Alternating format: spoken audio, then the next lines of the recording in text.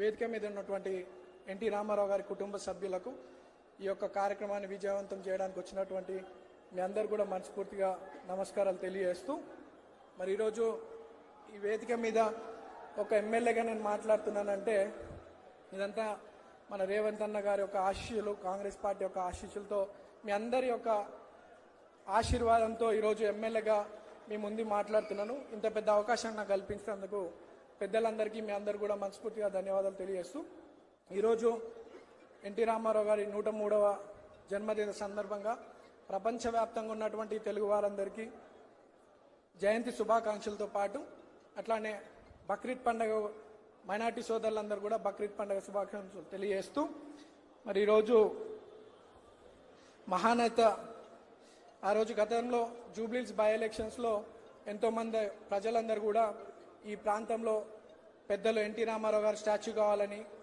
మరి పి జనార్దన్ రెడ్డి గారి స్టాచ్యూ కావాలని రేవంత్ అన్నను కోరడం, మరి అన్న మాట ఇవ్వడం, ఆ మాట ప్రకారం ఈరోజు ఎలక్షన్ అయిన 6 నెలల లోపే పెద్దలు ఎన్టీ రామారావు గారి జయంతి రోజే ఈ యొక్క గొప్ప వేడుక విగ్రహ ఆవిష్కరణ చేసుకోవడం ఎంతో సంతోషంగా భావిస్తున్నాం.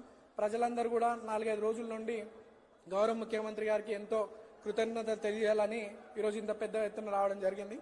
మరి అంత పెద్ద మహానుభావుడి విగ్రహం మా చేతుల మీదుగా జూబ్లీహిల్స్ కాన్స్టిట్యున్సీలో మాకు ఈ అవకాశం ఇచ్చినందుకు మనస్ఫూర్తిగా రేవంత్ అన్నకి కృతజ్ఞతలు తెలియజేసుకుంటూ కేవలం విగ్రహ ప్రతిష్టనే కాదు, ఈ నియోజకవర్గంలో సంక్షేమ పథకాలతో పాటు కోట్లాది రూపాయల నిధులు అన్న శాంక్షన్ చేయించడం, అభివృద్ధి కార్యక్రమాలు కూడా బాగా జరుగుతూ ఉన్నాయి.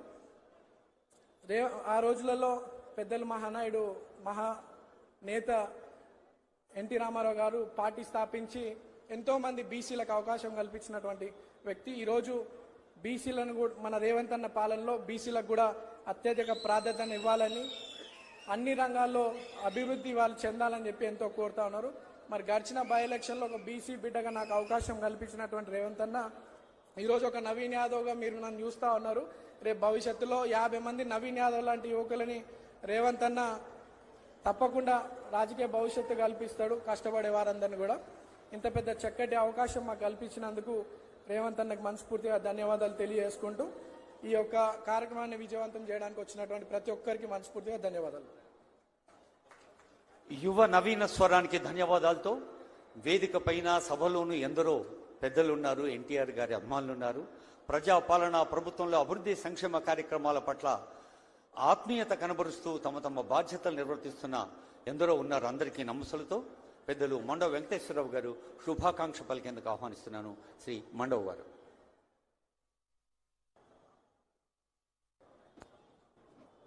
సభాధ్యక్షులు, సోదరులు, స్థానిక శాసనసభ్యులు నవీన్ గారికి, ఈనాటి ముఖ్య అతిథి మన రాష్ట్ర మంత్రివర్యులు గౌరవనీయులు రేవంత్ రెడ్డి గారికి, రాష్ట్ర పిసిసి అధ్యక్షులు మహేష్ కుమార్ గౌడ్ గారికి, పొన్నం ప్రభాకర్ గారికి, అజారుద్దీన్ గారికి, తుమ్మల నాగేశ్వరరావు గారికి, అలాగే వేదిక మీద చాలా మంది పెద్దలున్నారు. పేరు పేరున వారందరికీ శుభాభినందనలు తెలియజేసుకుంటూ నన్ను మాట్లాడమని కోరినందుకు ముందు నేను ఎంతో ధన్యుణ్ణి. అలాగే ఇదే అమీర్పేట చౌరస్తాలో, ఇదే శ్రీనివాస్ నగర్ కాలనీలో తెలుగుదేశంలో నా ప్రస్థానం